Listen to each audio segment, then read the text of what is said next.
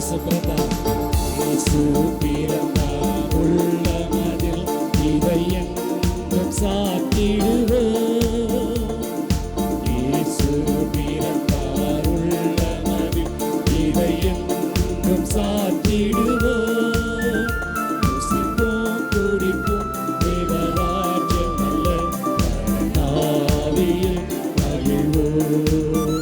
புசிப்போம் குடிப்போம் தேவராஜ்யம் அல்ல ஆவியில் மகிழ்வோம். ஆவியில் மகிழ்வோம்.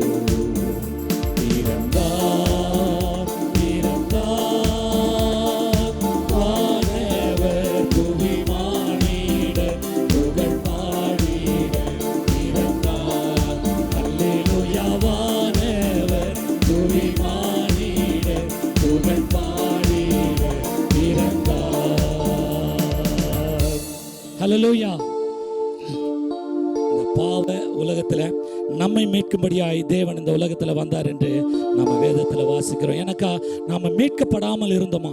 எனக்கா இருளில் இருக்கிற ஜனங்கள் பெரிய வெளிச்சத்தை கண்டார்கள் என்று சொல்லும்போது, அப்போ இயேசு கிறிஸ்து இல்லாத வாழ்ந்து வந்த அந்த நாட்களில் யார் நம்மை மீட்க முடியும், யார் நம்மை தேவனிடத்துல சேர்க்க முடியும்னு சொல்லிட்டு மிகப்பெரிய ஒரு கேள்விக்குறியோடு கூட இருந்த நாட்களில் இயேசு கிறிஸ்துவை குறித்த தீர்க்க தரிசனங்கள் நிறைவேறும்படியாய்த்தான் அவர் இந்த பூமியில நம்மை மீட்கும்படியாய் அவருடைய சொந்த குமாரனையே தேவன் தந்தார். ஹல்லேலூயா.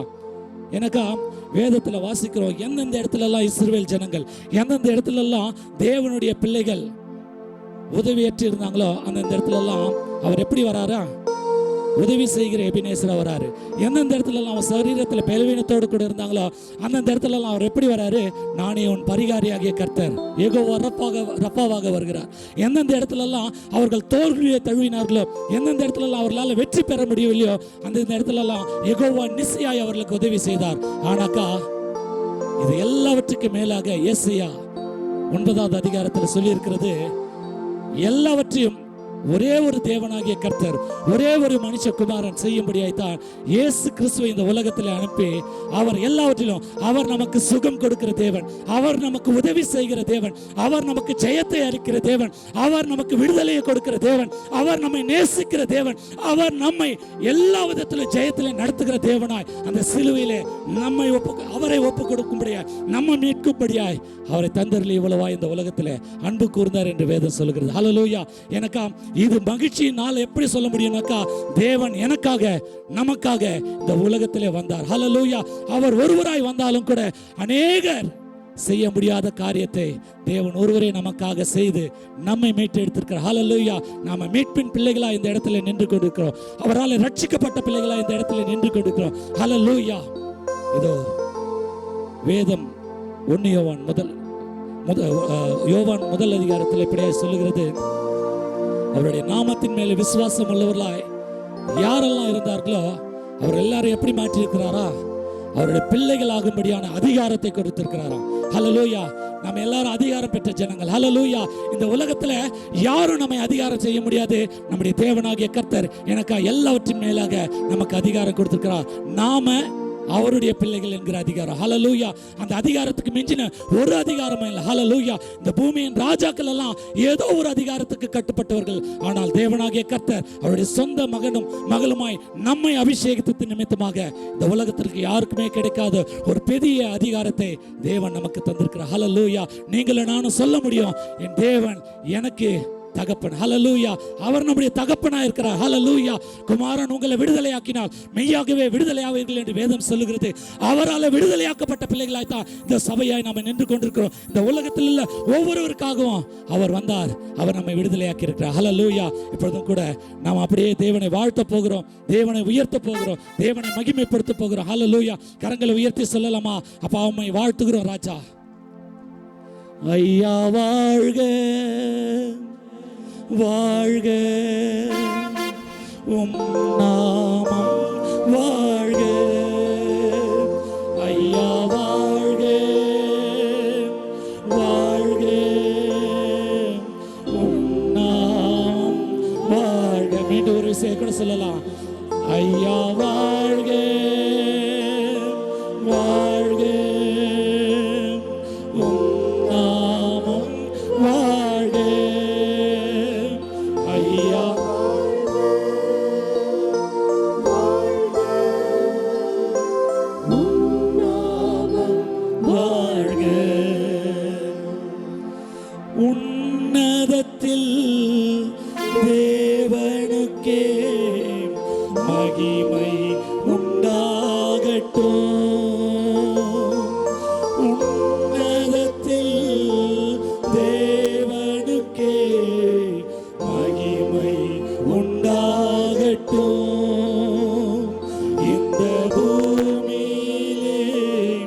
சமாதானமும் கிருபையும் உண்டாகட்டும். இந்த பூமியிலே சமாதானமும் பிரியமும் உண்டாகட்டும். அவருடைய கரங்களை தட்டி நம்ம பாட போகிறோம். அவருடைய நாமத்தை வாழ்த்த போகிறோம். அவருடைய நாமத்தை உயர்த்த போகிறோம்.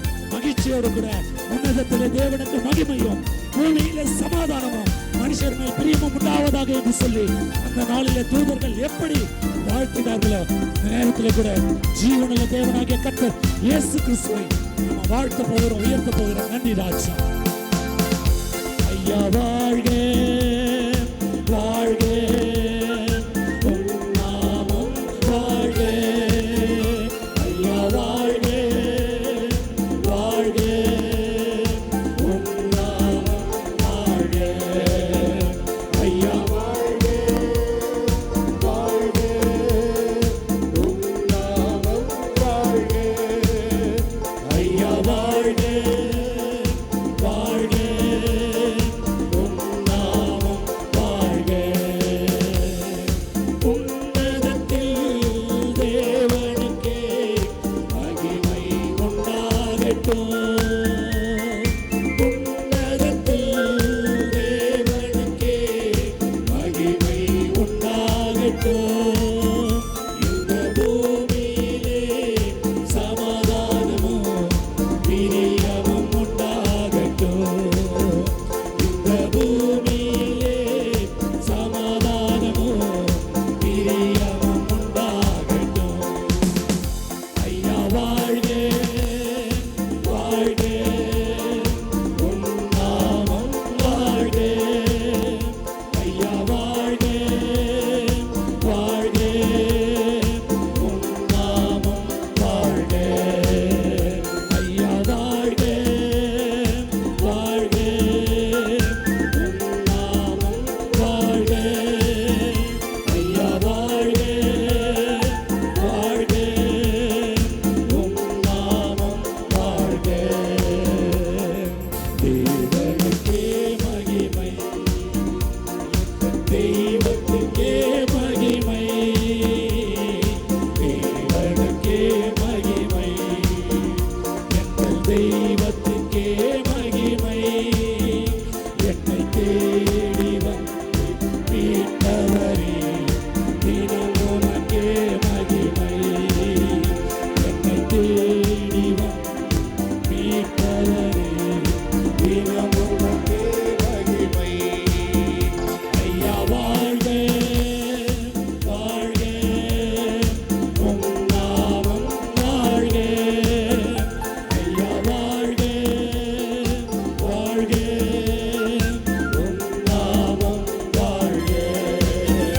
ஐயா வாழ்க வாழ்க, உம் நாமம் வாழ்க. ஐயா வாழ்க வாழ்க, உம் நாமம் வாழ்க. ஹல்லேலூயா. அப்படியே கரங்களை தட்டி, அப்பா நீர் எங்களை தேடி வந்து மீட்டெடுத்திருக்கிறீர் ராஜா. நீர் எங்களை தெரிந்து கொண்டிருக்கிறீர் ராஜா. நாங்கள் உம்முடைய பிள்ளைகள் அப்பா. ஆண்டவரே, நாங்கள் உம்முடைய ரத்தத்தினாலே கழுவப்பட்டவர்கள். ஹல்லேலூயா. எங்களுக்காக அடிக்கப்படும் ஆட்டுக்குட்டியாய் உம்முடைய சொந்த குமாரன் என்று பாராமல் அப்பா உம்முடைய ஒரே பேரான குமாரனை எங்களுக்காக தந்தருளீரே. நன்றி ராஜா. அப்படியே நன்றி செலுத்தலாமா? அப்படியே கரங்களை உயர்த்தி நன்றி ராஜா. நீர் எங்களுக்காக வந்ததற்காக நன்றி.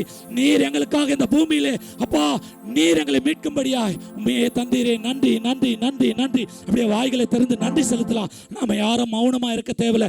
இந்த நாள் விடுதலையின் நாள். இந்த நாள் நாம மீட்கப்படும்படியாய் சொந்த குமாரனாகிய இயேசு கிறிஸ்து இந்த நாளில் நம்மை ரட்சிக்கும்படியாய் வந்த நாள். ஹல்லேலூயா. நாம அடிமைகள் அல்ல. நாம விசாரிப்பார்த்து இருக்கிறவர்கள் அல்ல. நம்மை விசாரிக்கும்படியாய், நம்மை கூட்டி சேர்த்துக் கொள்ளும்படியாய், நம்மை நடத்தும்படியாய் இதோ பிதாவாகிய கர்த்தர் சொந்த குமாரனாகிய அவருடைய ஒரே பேரான குமாரனை நமக்காக தந்தரில்ல. இந்த நல்ல நாளிலே அவரை உயர்த்தலாம், அவருக்கு நன்றி செலுத்தலாம். ஹல்லேலூயா ஹல்லேலூயா. வேதம் எப்படியாய் சொல்லுகிறது, நாம் எல்லாம் விசாரிப்பாரற்றிருந்த ஒரு திராட்சை தோட்டத்தை போல இருந்தோம். ஹல்லேலூயா. தேவனாகிய கர்த்தர் நம்மை விசாரித்து நடத்தும்படியாய், நம்மை சுற்றி வேலி அடைக்கும்படியாய் என்னை கேட்க யாருமே இல்லை, என்னை புரிந்து கொள்ள யாருமே இல்லை. எனக்கா காட்டு ஒலிவு மரமாயிருந்த என்ன அவரோடு கூட இணைத்துக் கொள்ளும்படியாய் தேவனாகிய கர்த்தர் அவரே தன்னை தந்து என் மீது அன்பு கூறின. ஹல்லேலூயா. யாருக்கெல்லாம் இதை புரியுது? தேவனாகிய கர்த்தர் என்னை மீட்கும்படியாய் நான் விசாரிப்பாரற்று கடந்த, நான் நிர்விசாரமாய் கடந்த, இதோ எனக்காக எதுவும் இல்லை. ஆனால் என் தேவனாகிய கர்த்தர் இதோ இந்த நாளில் கூட 1 பேதுரு 2ஆம் அதிகாரம் 8ஆம் வசனம் 9ஆம் வசனத்தில் சொல்லி இருக்கிறபடி அந்த காலத்தில் இருந்த என்னை ஆச்சரியமான ஒளியின் இடத்துக்கு வரவழைத்த அந்த தேவன் ராஜரீக ஆசாரிய கூட்டமாய் என்னை மாற்றி, ஹல்லேலூயா, என்னை அவருடைய சொந்த ஜனமாய், அவருடைய சொந்த ஜாதியாய் என்னை மாற்றி வைத்திருக்கிறார். ஹல்லேலூயா. நன்றி ராஜா, நீர் எவ்வளவு நன்மை ஆண்டவரேப்பா என் வாழ்விலே செஞ்சிருக்கிறீங்க. ஹல்லேலூயா. எப்போ நாம என் தேவனாகிய கர்த்தர் என் தகப்பன் எனக்கு இந்த உலகத்தில் இருக்கிற தகப்பனை காட்டிலும் மேலான ஒரு அன்பை எனக்கு தந்தார் என்று சொல்ல முடியுமோ, அப்பதான் நாம அவரை இன்னும் அதிகமாய் உயர்த்த முடியும், அவருக்கு இன்னும் அதிகமாய் நன்றி செலுத்த முடியும். ஹல்லேலூயா. இந்த உலகத்தில் உள்ள என் தகப்பன் எனக்காக எல்லாவற்றையும் செய்ய முடியும்னாக்கா, உன்னதத்திலிருந்து தேவனாகிய கர்த்தர் எனக்காக தந்தருள இயேசு கிறிஸ்து எல்லாவற்றுக்கும் மேலான ஒரு கிருபையை என் வாழ்வில் செய்து முடித்திருக்கிறார். ஹல்லேலூயா. அதற்காகவே இந்த நாளில் அவர் வந்தார், தன்னுடைய ஜீவனை கொடுக்கும்படியாய், என்னை மீட்டுக் கொள்ளும்படியாய் அவர் வந்தார். ஹல்லேலூயா. அதை உணர்ந்தவர்கள் அப்படியே நம்ம நன்றி செலுத்த போகிறோம். ஹல்லேலூயா. நன்றி பலிகள் செலுத்தி அவருடைய நாமத்தை துதிக்க போகிறோம். அப்படியே கரங்களை தட்டி ஒரு பாடலை பாடி, நன்றி ராஜா.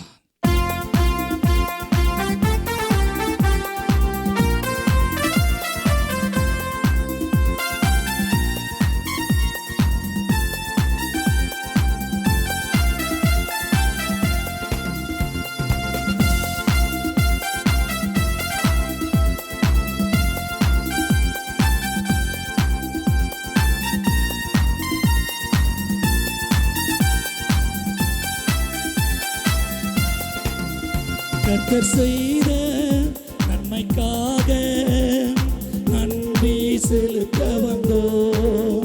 நம்மை மறவா அவர் கிருபை எண்ணிய துதிக்க வந்தோம். கர்த்தர் செய்த நன்மைக்காக நன்றி செலுத்த வந்தோம். நம்மை மறவா அவர் கிருபை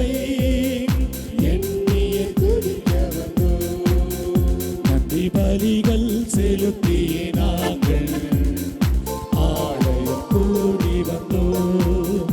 துதி பலிகள் செலுத்தியே நாங்கள் உம்மை போற்ற வந்தோம்.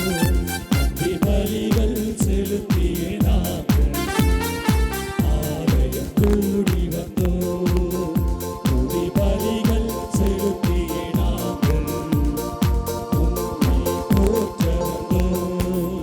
கர்த்தர் செய்த நன்மைக்காக நன்றி செலுத்த வந்தோம். நம்மை மறவா அவர் கிருபை எண்ணிய துதிக்க வந்தோம்.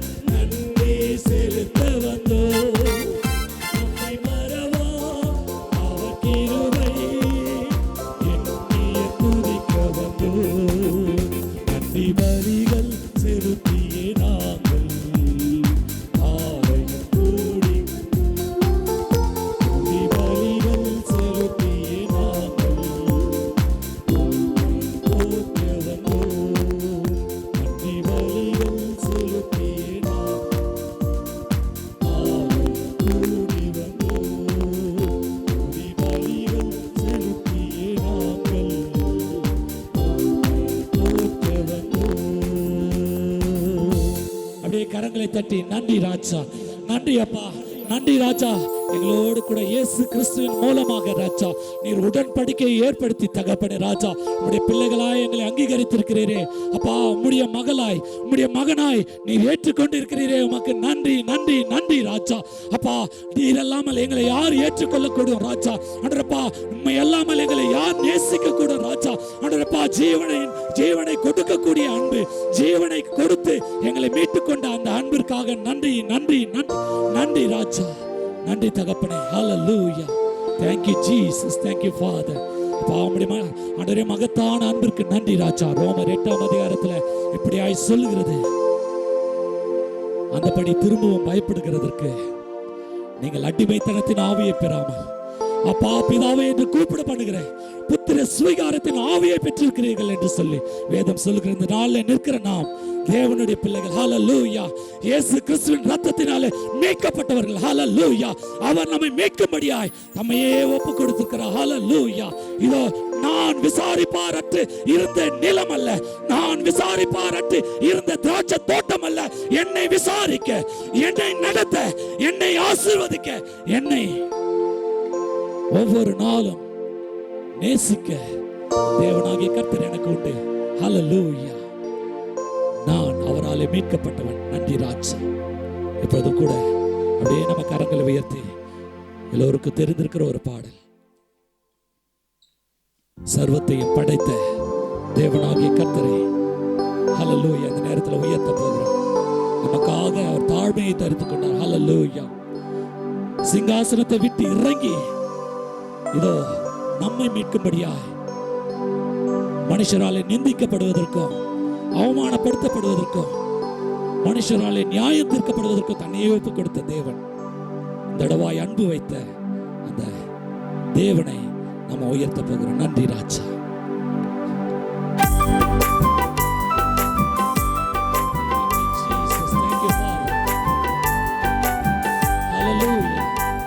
கரங்களை தட்டி உற்சாகத்தோடு கூட நம்ம பாட போகிறோம். நன்றி அப்பா, நன்றி ராஜா.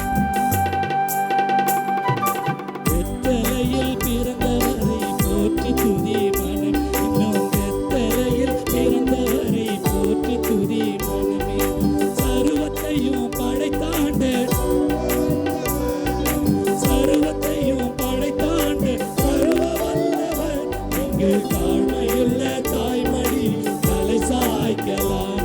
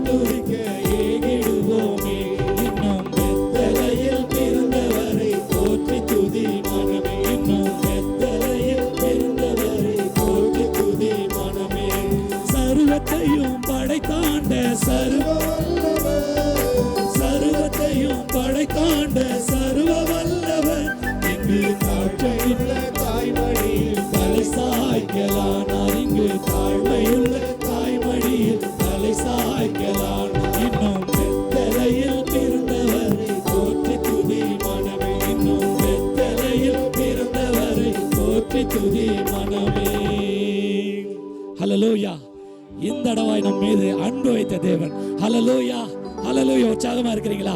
ஹல்லேலூயா. இது மகிழ்ச்சியின் நாள் சொல்லிட்டு இந்த ஆராதனை துவக்க வேளையிலே சொன்னோம். நாம மகிழ்ந்து இருக்கும்படியாய் தான் தேவன் விரும்புகிறார். ஹல்லேலூயா. எப்பொழுதும் நம்ம சந்தோஷமா இருக்கணும்னு சொல்லிட்டு வேதத்தில் உள்ள பரிசுத்தவான்கள் எல்லாம் எழுதுறாங்க. அப்போஸ்தலனாகிய பவுல் இப்படியாய் சொல்லுகிறாரு, எப்பொழுதும் சந்தோஷமா இருங்கள், சந்தோஷமா இருங்கள் என்று மறுபடியும் சொல்லுகிறேன் என்று சொல்லி நாம சந்தோஷமா இருக்கிறது தான் தேவன் விரும்புகிறார். அதனால தான் அவர், நான் உங்களோடு கூட இருக்கிறேன், இந்த உலகத்தின் கடைசி பரியந்தம் நான் உங்களோடு கூட இருக்கிறேன், நான் உங்களை விட்டு விலகுவதும் இல்லை, உங்களை கைவிடுவதும் இல்லை என்று சொல்லி வாக்கு கொடுத்த தேவன், வாக்கு மாறாத தேவன். மனுஷங்க மாறி போகலாம், நேற்றும் இன்றும் மாறாத தேவனை நாம் ஆராதித்துக் கொண்டிருக்கிறோம். ஹல்லேலூயா. நம்முடைய தேவன் நம்மை அதிகமாய் புரிந்து வைத்திருக்கிற தேவன். ஹல்லேலூயா. நம்மை அதிகமாய் நேசிக்கிற தேவனை நாம் ஆராதித்துக் கொண்டிருக்கிறோம். அப்படியே நம்ம கண்களை மூடி, ஒருவேளை இந்த உலகத்துல நாம கிறிஸ்துவை அறியாதவர்களா இருந்திருப்பேமே ஆனால், கிறிஸ்துவனுடைய அன்பை நம்ம உணராம இருந்திருப்பேமே ஆனால், இந்த உலகத்தில் இருக்கிற நிந்தைகளுக்குள்ளாக, பாடுகளுக்குள்ளாக, இல்ல ஒருவேளை ஐஸ்வர்யவான்களா இருந்திருக்கலாம், ஆனா சமாதானம் இல்லாம அவருடைய ரட்சிப்பு என்கிற அந்த மிகப்பெரிதான ஒரு கிருபையை இழந்து போயிருப்போம். இந்த நாள்ல கூட தேவன் நம்மை தேடி வந்து அவருடைய கிருபையை நமக்கு தந்ததுனால தான் நாம அழிக்கப்படாமல் காக்கப்பட்டிருக்கிறோம். ஹல்லேலூயா.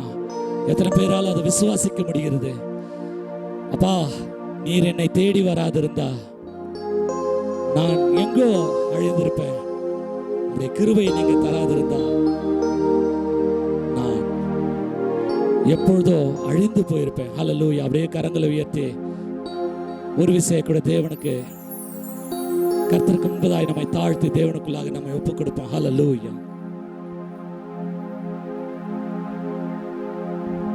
நீர் என்னை தேடி வராதிருந்தா நான் என்றோ மரித்திருப்பேன். உன் கிருபை என்னில் தராதிருந்தா நான் என்றோ அழிந்திருப்பேன் என்று சொல்லலாமா? நீர் என்னை தேடி வராதிருந்தால் நான் என்றோ மரித்திருப்பேன். உன் கிருபை என்னில் தராதிருந்தால் நான் என்றோ அழிந்திருப்பேன். என் தேவா, என் ராஜா, உம் கிருபை போதுமே. என் தேவா, என் ராஜா, உம் கிருபை போதுமே.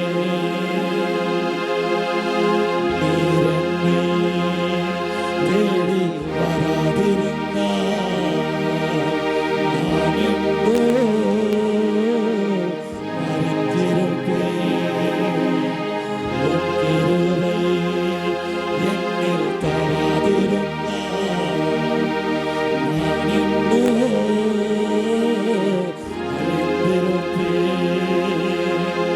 நீர் என்னை தேடி வராதிருந்தால் நான் என்றோ மரித்திருப்பேன். உன் கிருபை என்னில் தராதிருந்தால் நான் என்றோ அழிந்திருப்பேன். என் தேவா, என் ராஜா, உம் கிருபை போதுமே. என் தேவா, என் ராஜா, உம் கிருபை போதுமே. ராஜா, எங்களை தேடி வந்து மீட்ட தெய்வம் அப்பா, மிகுந்த கிருபை ஆண்டவரே. எங்களை அப்படியே நாங்கள் அடிமைகளாய் பாவத்திலே நாங்கள் மரித்து போகாது எங்களை மீட்கும்படியாக உடைய சொந்த குமாரன் என்று பாராமல் இயேசு கிறிஸ்துவை எங்களுக்கு தந்து எங்கள் மீது அன்பு கூறினீரே ராஜா. குமாரன் உங்களை விடுதலையாக்கினால் மெய்யாகவே விடுதலையாவீர்கள் என்று சொல்லி வேதம் சொல்லுகிறபடி எங்களை விடுதலையோடு கூட ஆராதிக்க கிருபை செய்திருக்கீங்க. நாங்களுடைய பிள்ளைகளா எங்களை மாற்றி வச்சிருக்கிறீங்களே, உமக்கு ஸ்தோத்திரம். இது மகிழ்ச்சியின் நாள் ராஜா. ஆண்டவரேப்பா, இது ஆசீர்வதிக்கப்பட்ட இந்த நாள்ல இருதயத்தின் ஆழத்திலிருந்து உம்மை உயர்த்தினோம் ராஜா, உம்மை மகிமைப்படுத்தினோம். ஆவியானவர் எங்கேயோ அங்கே விடுதலை உண்டு என்று உம்முடைய வேதம் சொல்லுகிறது ராஜா. விடுதலையின் தேவனாகிய கர்த்தர் இந்த நாள் உம்மை ஆராதித்த உம்முடைய பிள்ளைகளை நிறைவாய் நீர் ஆசீர்வதித்திருக்கிறீங்க ராஜா. ஆண்டவரேப்பா, இதோ எங்கள் பரிகாரியாகிய கர்த்தர், இதோ எங்களுக்கு உதவி செய்கிற எபினேசர், இதோ எல்ஷடாய் சர்வ வல்லமையுள்ள தேவன், எல்லா நாமத்துக்கு மேலான ஒரு நாமத்தை இயேசு கிறிஸ்து என்று எங்களுக்கு கொடுத்து முழங்கால் யாவும் முடங்கும், நாவுகள் யாவும் தேவன் என்று அறிக்கை பண்ணுவோம். எங்களுக்கு கிருபை தந்திருக்கிறீங்களே ராஜா, அதற்காக உமக்கு நன்றி. இந்த கரத்தில் எங்களை தாழ்த்துக்கிறோம், ஒப்பு கொடுக்கிறோம். ஆசீர்வாதத்திற்கு கிருபைகளுக்காக நன்றி. சகல துதி கன மகிமை எல்லாம் ஒருவருக்கே செலுத்தி தாழ்த்தி அர்ப்பணிக்கிறோம் ஜீவனுள்ள நல்ல பிதாவே. ஆமென், ஆமென். கர்த்தர் உங்கள் ஒவ்வொருவரையும் ஆசீர்வதிப்பாராக. ஆமென்.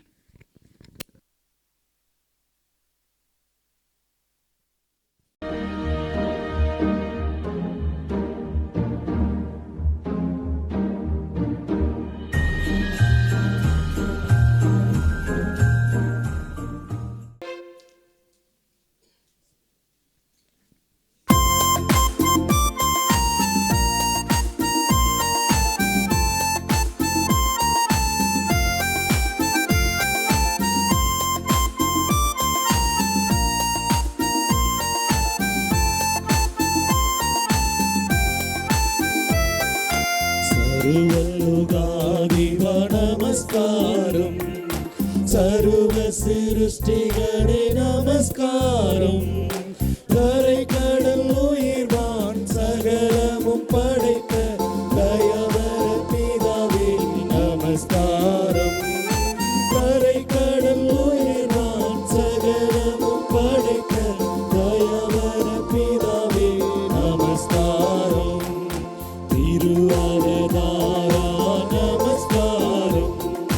ஜகத்திரட்சகனே நமஸ்காரம். புரணியில் மனுடர் உயிரடைந்தோங்க கருவினில் வாழ்ந்தோர் நமஸ்காரம். புரணியில் மனுடர் உயிரடைந்தோங்க கருவினில் வாழ்ந்தோர் நமஸ்காரம்.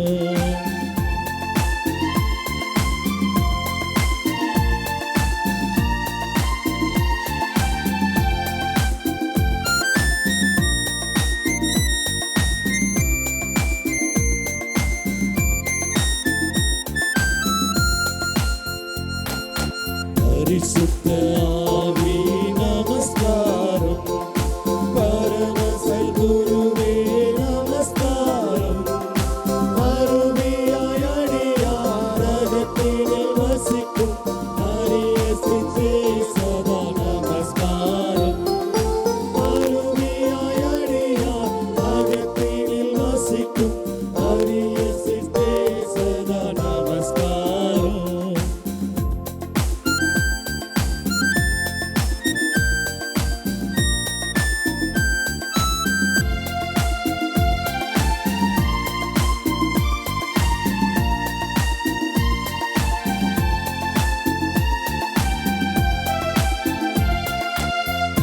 தொழியோனே நமஸ்காரம். மூன்றிலும் த்ரோனே நமஸ்காரம். கர்த்தாதி கர்த்தா கருண சமுத்திரா நித்ய பிரியேகா நமஸ்காரம். கர்த்தாதி கர்த்தா கருண சமுத்திரா நித்ய பிரியேகா நமஸ்காரம். சர்வலோகாதிபா நமஸ்காரம். சர்வ சிருஷ்டிகளே நமஸ்காரம். கரை கடல் உயிர்வான் சகலமும் படைத்த தயவர பிதாவே நமஸ்காரம்.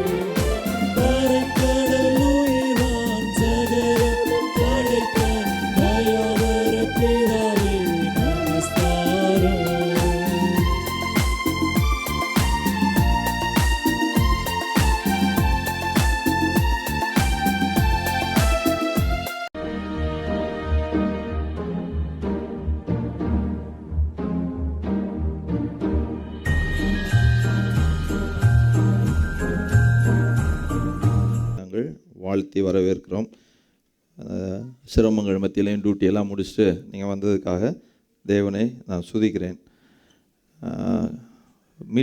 மிட் வீக் சர்வீஸ் கூட வச்சிடலாம் போல் இல்லை தம்பி? நம்ம மிட் வீக் சர்வீஸ் கூட ஆட்கள்லாம் உற்சாகமாக வர்றாங்களே. பாஸ்டர் நாங்கள் ஒரு நாள்னு வந்துட்டோம், எதாவது வச்சிடாதீங்க அப்படின்னு சொல்கிறது தெரியுது. உங்கள் மைண்ட் வாய்ஸ். கர்த்தர் உங்களை இந்த சிரமத்துக்கு மத்தியில் வந்ததற்காக கர்த்தர் உங்களை ஆசீர்வதிப்பாராக. ஆமென். குறிப்பாக ஒரு சில அறிவிப்புகள் மீண்டுமாக நமக்கு வரக்கூடிய சனிக்கிழமை காலையில்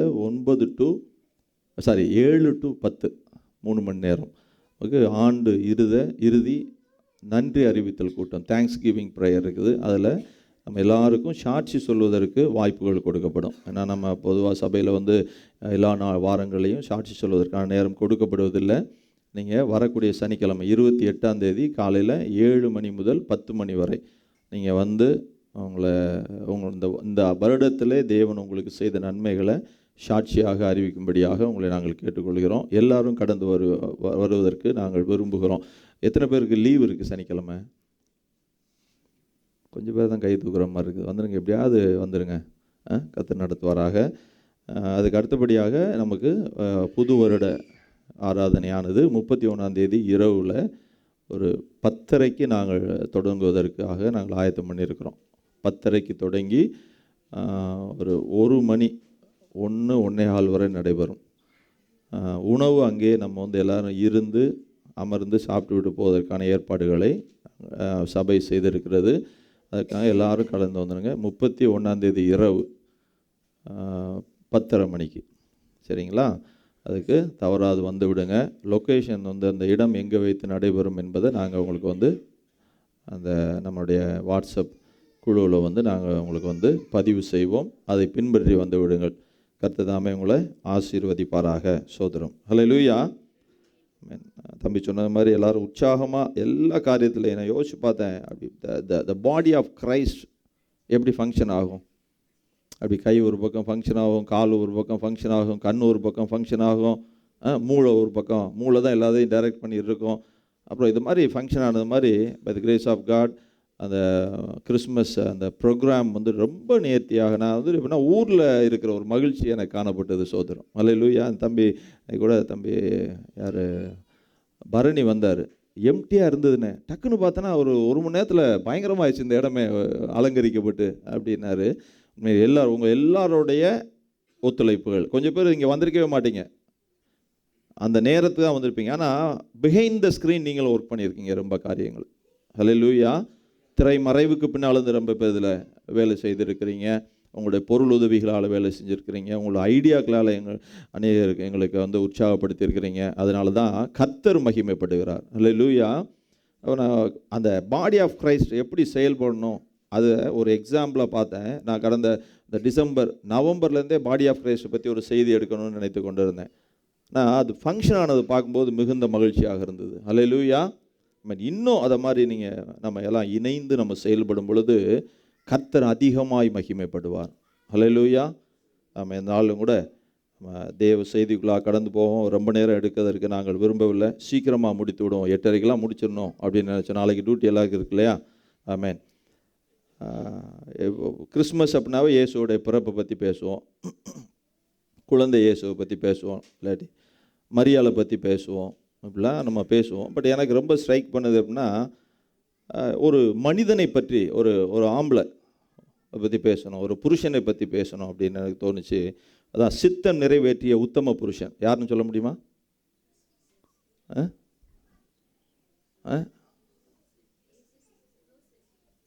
அம்மா ஏதோ சொல்ல வராங்க. அம்மாவா? சோத்திரம். யோசேப்பு. சோத்திரம். சித்தம் நிறைவேற்றிய உத்தம புருஷன். அது கணவன் வைக்கிறதுக்கு நான் புருஷன் வச்சுட்டேன். யோசிச்சு பார்த்தேன். யோசேப்பு ஆண்டவருடைய வளர்த்த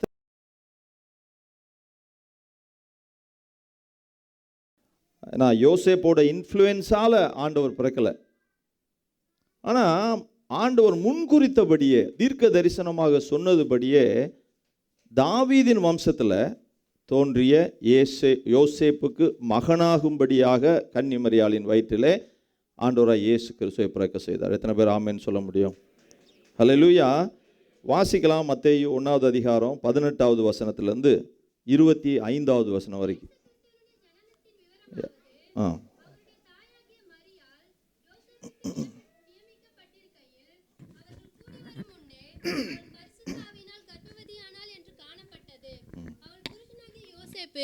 நீதிமானாய் இருந்து அவளை அவமானப்படுத்த மனதில்லாமல் ரகசியமாய் அவளை தள்ளிவிட யோசனையாய் இருந்தான். அவன் இப்படி சிந்தித்துக் கொண்டிருக்கையில் கர்த்தருடைய தூதன் சொப்பனத்தில் அவனுக்கு காணப்பட்டு, தாவீதின் குமாரனாகிய யோசேப்பே, உன் மனைவியாகிய மரியாளை சேர்த்து கொள்ள ஐயப்படாதே. அவளிடத்தில் உற்பத்தியாய் இருக்கிறது பரிசுத்த ஆவியினால் உண்டானது. அவள் ஒரு குமாரனை பெறுவாள். அவருக்கு இயேசு என்று பெயரிடுவாயாக. ஏனெனில் அவர் தமது ஜனங்களின் பாவங்களை நீக்கி அவர்களை ரட்சிப்பார் என்றான். தீர்க்கதரிசியின் மூலமாய் கர்த்தராலே உரைக்கப்பட்டது நிறைவேறும்படி இதெல்லாம் நடந்தது. அவன், இதோ ஒரு கன்னிகை கர்ப்பவதியாகி ஒரு குமாரனை பெறுவாள். அவருக்கு இம்மானுவேல் என்று பெயரிடுவார்கள் என்று சொன்னான். இம்மானுவேல் என்பதற்கு தேவன் நம்மோடு இருக்கிறார் என்று அர்த்தமாம்.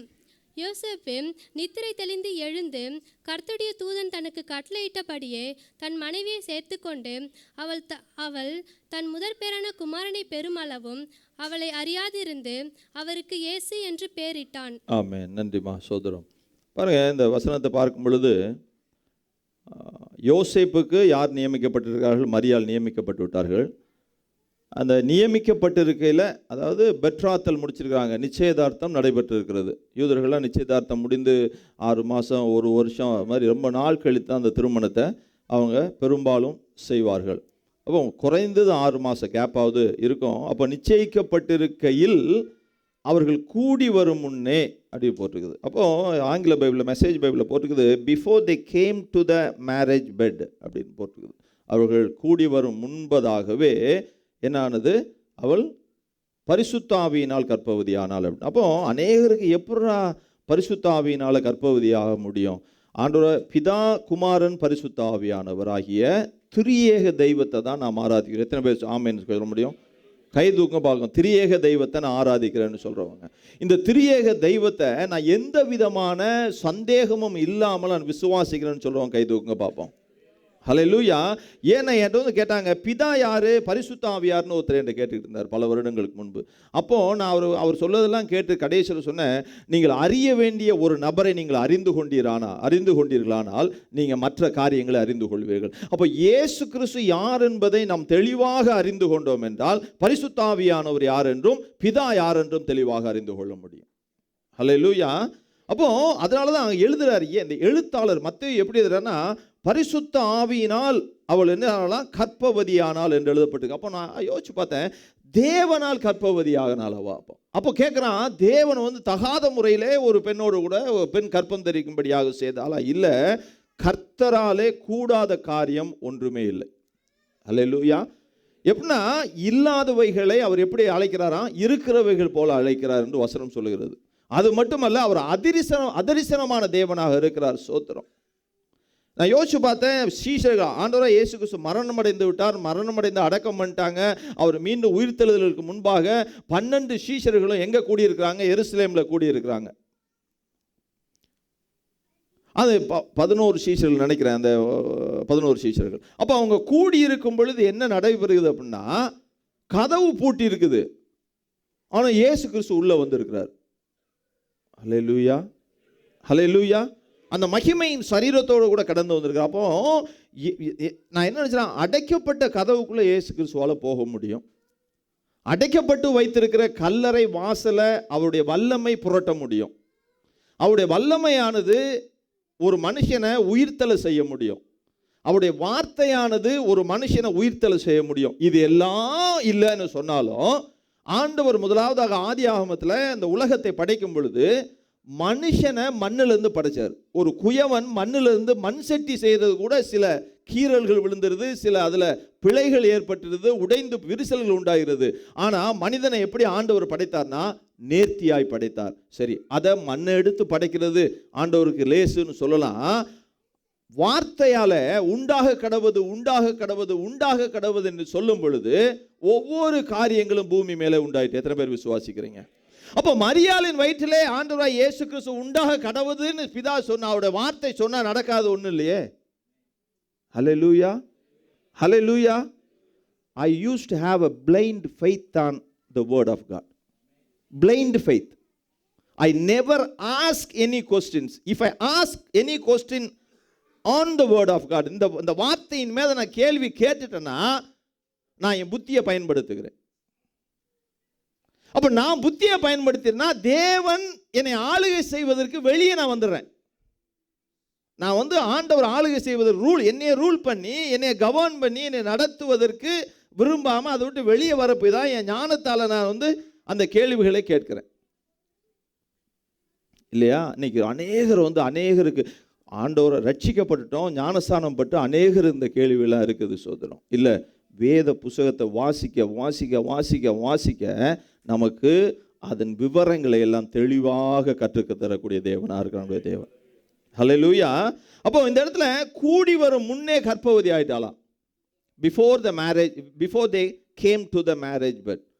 அப்போ யோசிச்சு பாருங்க, ஏற்றுக்கொள்ள முடியாத ஒரு சூழல் ஒரு வாலிபனுக்கு.